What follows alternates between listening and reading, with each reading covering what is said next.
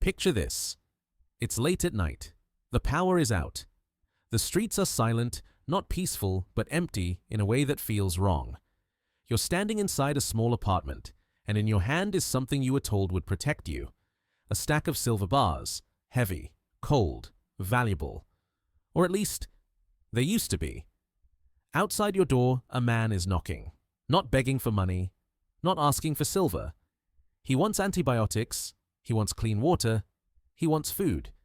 And suddenly you realize something uncomfortable. No one is asking what your silver is worth. They're asking what you can do, what you can fix, what you can provide. This isn't a future fantasy.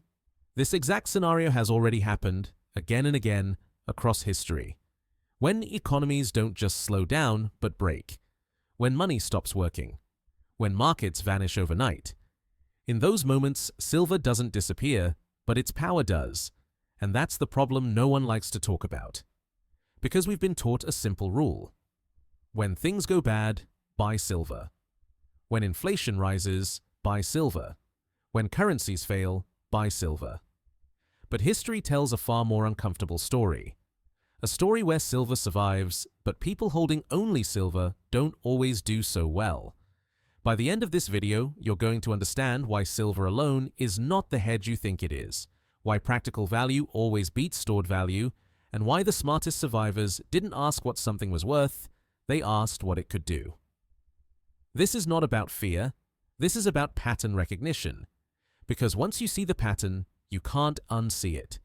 For decades, silver has been sold as the people's metal, cheaper than gold, easier to acquire, tangible, real, something you can hold in your hand when everything else feels fake. And to be fair, silver does play a role in financial systems. It has industrial use, it has historical monetary value, it has survived thousands of years. But survival of an asset is not the same as survival of the person holding it. That distinction matters more than most people realize, because when economic collapse is discussed, it's usually discussed in charts and percentages. Inflation numbers, currency devaluation, purchasing power. But real collapse doesn't happen on spreadsheets. It happens in kitchens, hospitals, farms, and streets. It happens when systems stop delivering what people actually need to live. And when that happens, value stops being theoretical. It becomes brutally practical. In every documented collapse, from sieges to hyperinflation to prolonged depressions, the same shift occurs. People stop asking, "What is this worth?" and start asking, "What can this do for me right now?" Silver cannot purify water. Silver cannot treat an infection. Silver cannot grow food. Silver cannot repair a broken pump or keep a family warm at night. It is not that silver becomes worthless. It is that its usefulness is delayed. And delayed value is a dangerous thing in a fast collapse. This is where most people get trapped. They prepare for the recovery, not the collapse itself. They assume there will be time to trade, time to convert, time to wait for silver to matter again. History shows that time is exactly what collapses take away first. Every collapse follows the same psychological timeline. At first, people deny it, then they panic, then they adapt. The adaptation phase is where everything changes. This is where silver quietly loses its edge, because when systems snap, people don't slowly transition into a new economy. They fall into it. Currency fails faster than anyone expects. Supply chains break without warning. Banks freeze. ATMs go dark. Prices don't rise gradually, they jump violently. In those moments, no one is pricing goods in ounces or grams. They're pricing them in survival. Food for food, medicine for fuel, skills for protection. This isn't theory. In Bosnia, Venezuela, Zimbabwe, Argentina, and countless smaller collapses that never make headlines, economies reverted to barter within months, sometimes weeks. And barter doesn't care about market value. It cares about utility density. How much immediate survival can you extract from an item right now? A person with silver had to find someone willing to trade for silver. A person with food, tools, or skills had people coming to them. That difference decides who negotiates from strength and who negotiates from desperation. Desperation destroys value. When you need antibiotics today, silver tomorrow is meaningless. When your child is sick, delayed purchasing power becomes irrelevant. This is why collapses punish stored value and reward productive value. Silver stores purchasing power for stable systems. Collapses are not stable systems. They are chaotic environments where trust is low, information is scarce, and time horizons shrink to days, sometimes hours. In those environments, the question is never, what will this be worth later? The question is always, what problem does this solve right now? And silver answers that question far less often than people are comfortable admitting. History doesn't just show that silver struggles during collapse, it shows what replaces it: practical value. People who could grow food didn't worry about prices, they became the price. People who could repair tools, treat wounds, preserve meat, or produce clean water became essential. Their value didn't fluctuate, it increased as systems failed. This is where the illusion around precious metals breaks down. Silver is passive, it waits. Skills are active, they work every day. Tools produce output. Land produces calories. Knowledge produces solutions. These things don't require permission from a functioning economy. They don't depend on trust in markets or confidence in institutions. They function even when everything else stops. During the Great Depression, families with no cash survived because they had gardens, livestock, repair skills, and community networks. During sieges, people with lighters, soap, antibiotics, and mechanical knowledge traded daily while jewelry sat unused. The pattern is consistent and brutal. Silver preserves wealth after collapse. It does not preserve life during collapse. That gap is where most preparation strategies fail. People assume one asset can do everything. Hedge inflation, hedge collapse, hedge recovery. Reality doesn't work that way. Different phases reward different assets. Silver belongs to a later phase when stability returns and trade normalizes. But before that phase arrives, there is a long, dangerous middle period where survival is determined by usefulness, not symbolism. And the people who make it through that period are almost never the ones who optimized only for metal. They optimized for capability. One of the biggest mistakes people make when preparing for collapse is assuming that the most valuable items will be the most impressive ones. Big assets, heavy metals, expensive machines. Reality rewards the opposite: small, quiet, boring, practical. In real collapse environments, attention is dangerous. Noise attracts risk. Visibility invites theft. Complexity breaks under pressure.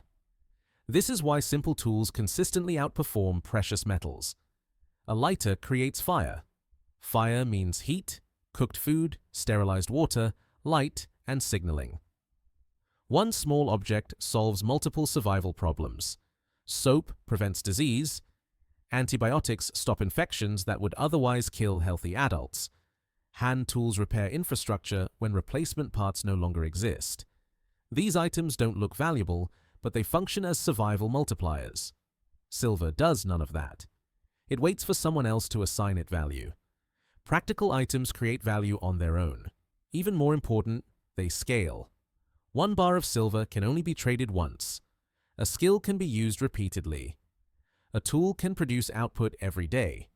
A small supply of medical or hygiene goods can be divided, traded, rationed, and replenished. This is why collapse economies favor utility density over price density. How many problems can one item solve without external systems? Silver solves one problem later.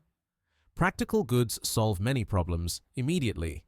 That difference determines leverage, and leverage determines survival. People don't starve because assets disappear.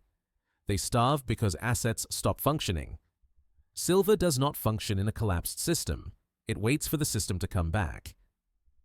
Survivors don't wait. They adapt. There is one asset class that behaves differently from everything else in collapse. Skills.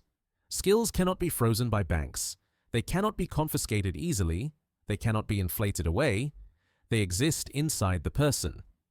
A person who can grow food, repair machinery, preserve meat, treat wounds, or build shelter carries their wealth with them at all times.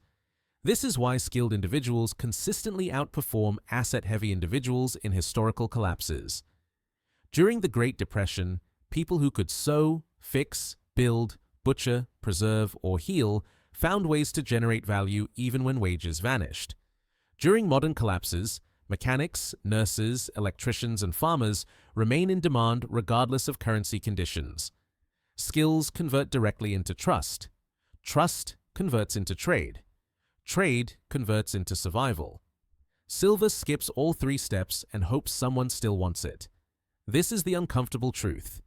A person with silver is dependent on others. A person with skills becomes indispensable. Indispensable people eat. Indispensable people are protected. Indispensable people are invited into communities instead of excluded from them. Collapse is not just an economic event, it is a social filter.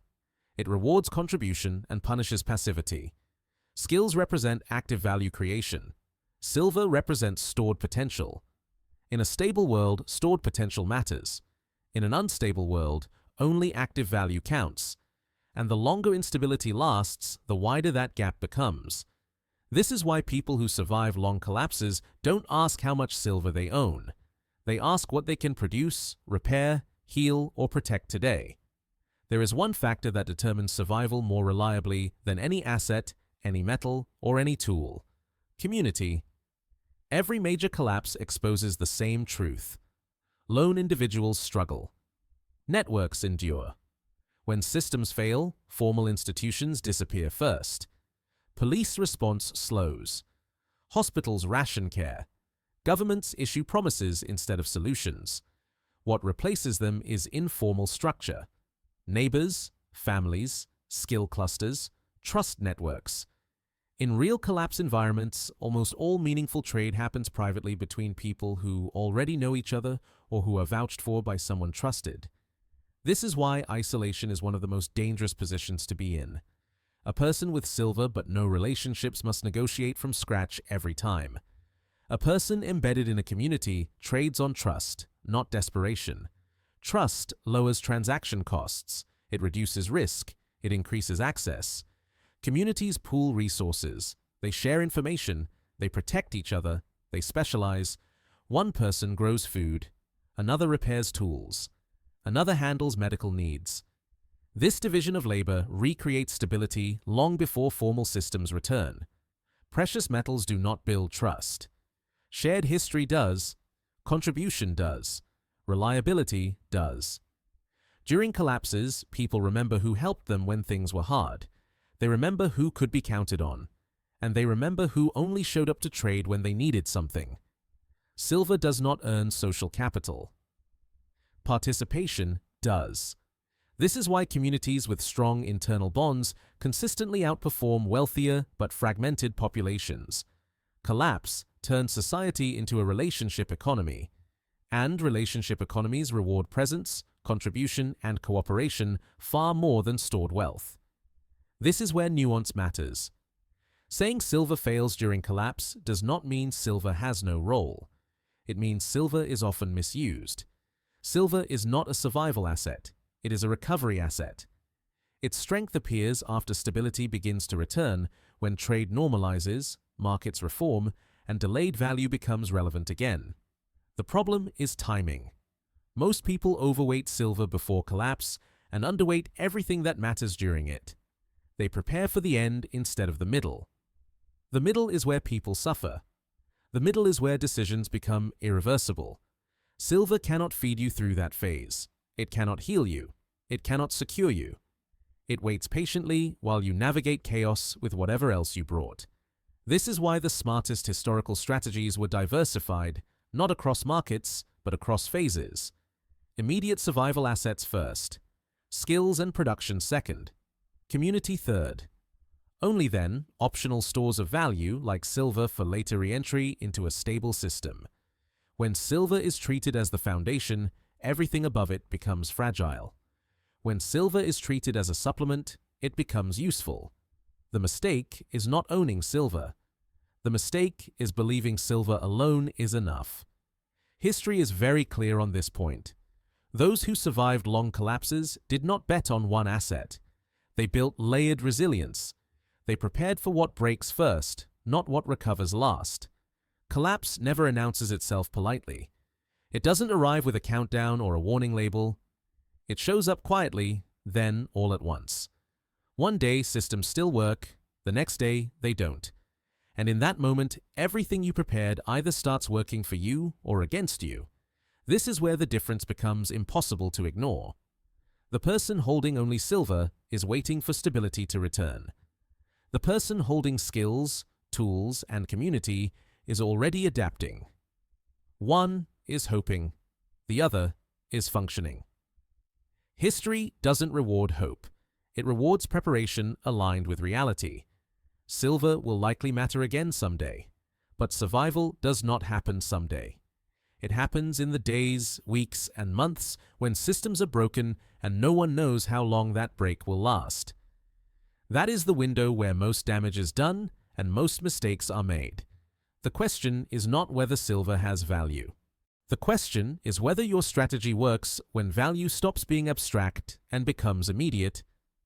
When your neighbor needs food, when your family needs medicine, when trade becomes personal and trust becomes currency. This is why the smartest approach is not choosing between silver and everything else. It is building in the correct order. First, the ability to produce and repair. Second, the skills that turn problems into solutions. Third, the relationships that turn individuals into communities. Only after that does stored value like silver earn its place. Because resilience is layered.